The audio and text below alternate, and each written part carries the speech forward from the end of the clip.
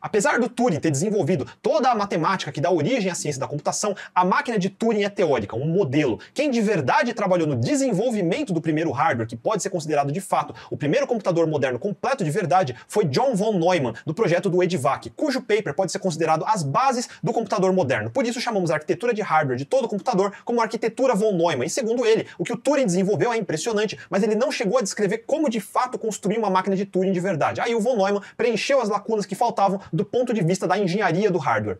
Eu falei bastante de Turing e todo mundo hoje em dia já ouviu falar dele, especialmente depois do filme e por outros motivos que não tem nada a ver com ciências da computação. Mas eu acho que a maioria dos programadores não ouve falar em John von Neumann como deveria e eu vou corrigir isso hoje. E essa descrição vai ser lotada de superlativos, então pode se preparar. Eu gostei de um artigo que saiu no blog Cantor's Paradise em 2019, escrito por Jürgen Weisdal. E eu vou pegar emprestado alguns trechos, mas eu recomendo ler o artigo completo que eu vou deixar nas descrições abaixo. O artigo abre com uma frase sem autoria que diz: "A maioria dos matemáticos prova o que podem, von Neumann prova o que quer." Pois é, eu falei que ia ter superlativos, e o artigo continua descrevendo como o último representante dos grandes matemáticos. Qualquer um poderia descrevê-lo como a pessoa mais inteligente que já viveu, e não seria um exagero. Digamos que todo prêmio Nobel de Ciências do século XX iria reconhecer von Neumann não só como um par, mas muitas vezes como um superior. E não seria exagero dizer que se a física teórica teve Albert Einstein, a matemática e computação não ficaram nem um pouco longe, porque tiveram von Neumann. Von Neumann nasceu no começo do século XX em Budapeste, na Hungria, e desde criança já era prodígio. Histórias circulam que quando ele tinha 6 anos, já conseguia fazer cálculos tipo dividir números de 8 dígitos de cabeça e conversar em grego antigo. Isso não pareceu grande coisa? Ele já era proficiente em cálculo aos 8 anos, e leu a teoria das funções de Emil Borel aos 12. E segundo relatos de muitos que o conheceram ao longo dos anos, todos dizem que ele tinha memória eidética. Lembram do Sheldon de The Big Bang Theory? Pois é, só que aqui era real, ele era capaz de repetir tudo o que havia lido mesmo anos depois.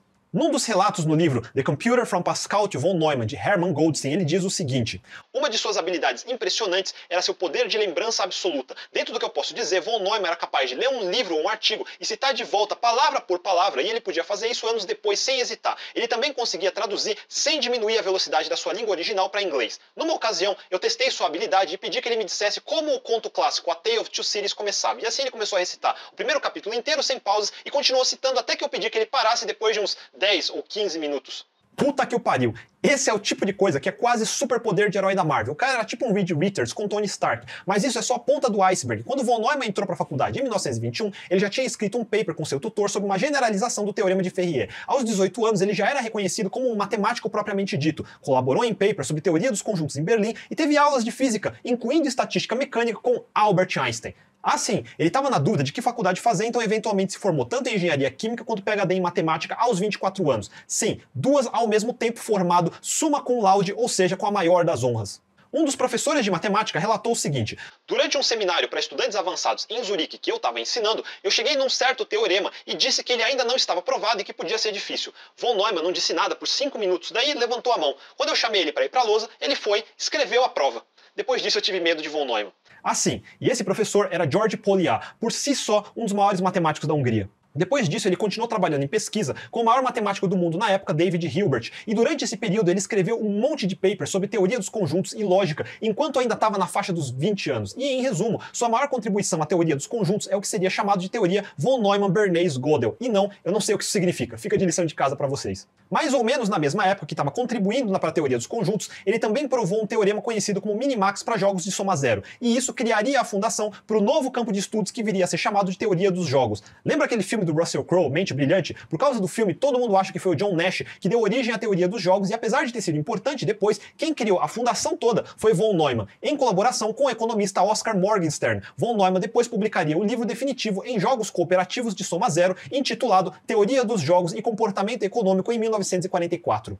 Mas voltando para 1929, ou seja, quando estava com 26 anos, ele já tinha publicado 32 papers de pesquisa, quase um paper por mês, e até aqui ele já influenciou os campos de teoria dos conjuntos e ajudou a fundar a teoria dos jogos. Que mais? Nessa época, um tema que estava só começando gerava discussões ferrenhas entre físicos, a tal da física quântica. Numa dessas disputas, estavam nomes que você já ouviu falar, Heisenberg, Schrödinger, e não é esse Heisenberg, e sim esse outro. Schrödinger era meio hater do Heisenberg, dizendo que as formulações dele estavam tudo errado.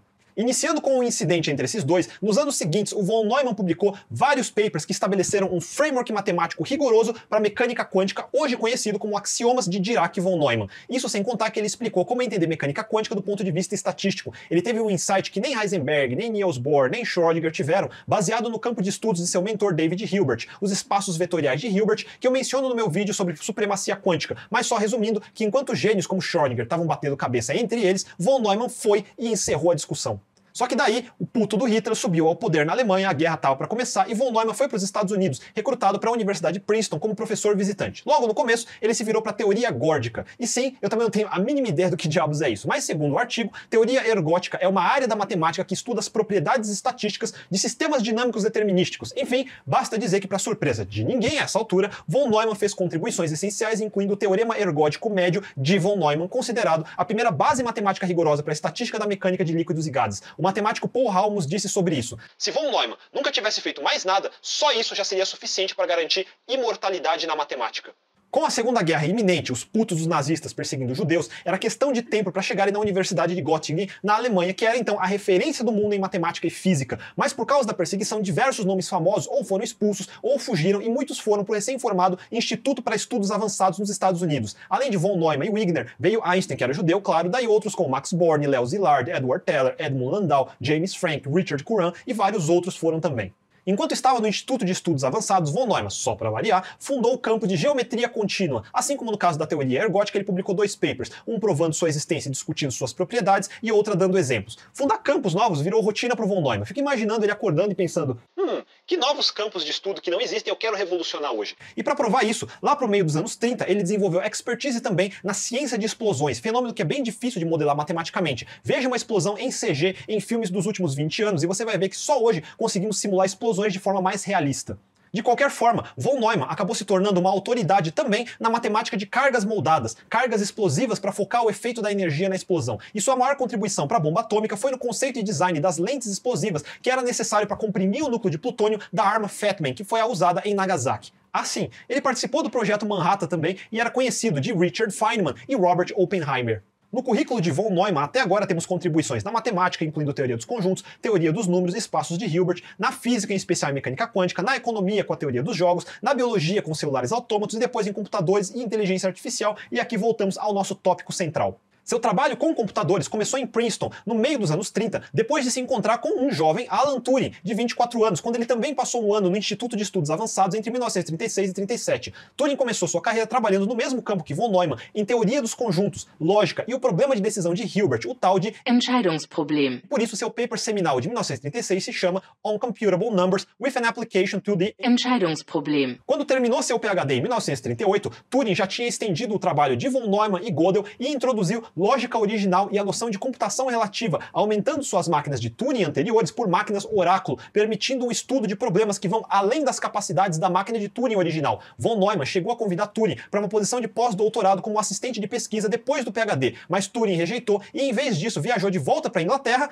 para participar do filme do Cumberbatch, quebrando o código dos nazistas e ajudando a vencer a guerra. Apesar do Turing ter ido embora, von Neumann continuou pensando sobre computadores durante o fim dos anos 30 e durante a guerra. Depois da sua experiência no projeto Manhattan, ele foi atraído pelo projeto do ENIAC da Universidade da Pensilvânia durante o verão de 1944. E ele tinha uma boa noção da quantidade massiva de cálculos necessários para prever o raio de uma explosão nuclear ou o planejamento do caminho da bomba e também sobre como quebrar esquemas de criptografia. São centenas de cálculos complexos diferentes e lembre que o ENIAC era uma calculadora eletrônica glorificada e horrorosa que só conseguia fazer uma tarefa de cada vez e toda vez para reprogramar precisava reconfigurar dezenas de cabos. Para o von Neumann, estava claro que isso não ia rolar. E em 1945, para o projeto de construção do computador EDVAC, ele propôs a descrição para uma arquitetura de computadores hoje conhecido como arquitetura von Neumann, que inclui o básico de um moderno computador eletrônico digital, uma unidade de processamento que contém uma unidade de lógica aritmética e registradores de processo, uma unidade de controle que contém um registrador de instrução e um contador de programa, uma unidade de memória que possa armazenar dados e instruções, armazenamento externo e mecanismos de entrada e saída. Ou seja, ele especificou o que hoje chamamos de CPU, RAM e tudo mais.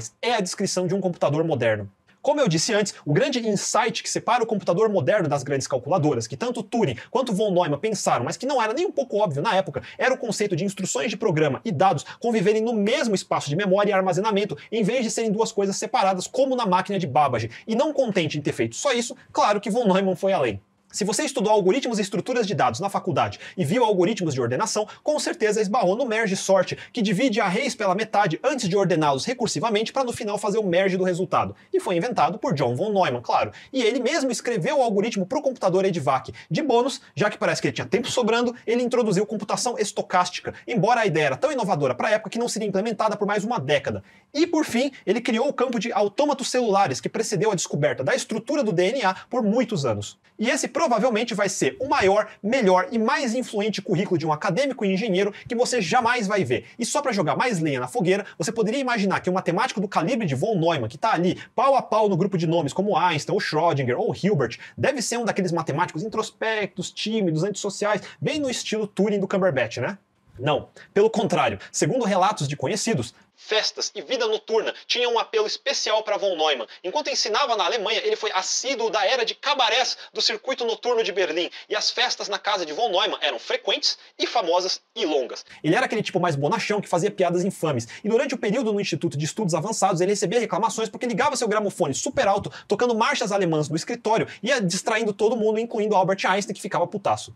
Von Neumann morreu de câncer em 1957 aos 53 anos, ou seja, tudo isso que eu contei foi antes dos 50 anos. Se você é do tipo que gosta de ter alguém em quem se espelhar, um ideal inatingível, esquece porcaria de CEO de startup ou influencer mamão com açúcar. Isso é a definição de padrões muito baixo. Se é para sonhar, então sonha alto e coloca um Von Neumann como objetivo de vida para ser fã. Quando tiver em dúvida, pense, o que Von Neumann faria? Vamos pegar um problema que todo mundo acha impossível resolver e resolver. E por hoje é isso aí. Eu disse que essa história ia ser comprida, mas eu acho que a grande maioria dos programadores simplesmente desconhece John von Neumann. Todo mundo já ouviu falar de Alan Turing, mas só o que tem no filme. E muito programador iniciante adora falar sobre Turing Complete. E se eu perguntar o que é uma máquina de Turing, só sobra silêncio. Turing e von Neumann definiram o que é o computador moderno que usamos até hoje, tanto do ponto de vista do rigor matemático até a arquitetura do hardware propriamente dito. E por isso eu considero essa dobradinha como os verdadeiros pais da computação. E eu sei, muita gente vai perguntar, mas cadê o Alonzo Church e Lambda Calculus? Relaxa que tá nos planos falar disso uma hora. Para não perder quando sair, assine o canal e clique no sininho para ser notificado. Se curtiu o vídeo, deixa um joinha e compartilhe o vídeo com seus amigos. A gente se vê, até mais!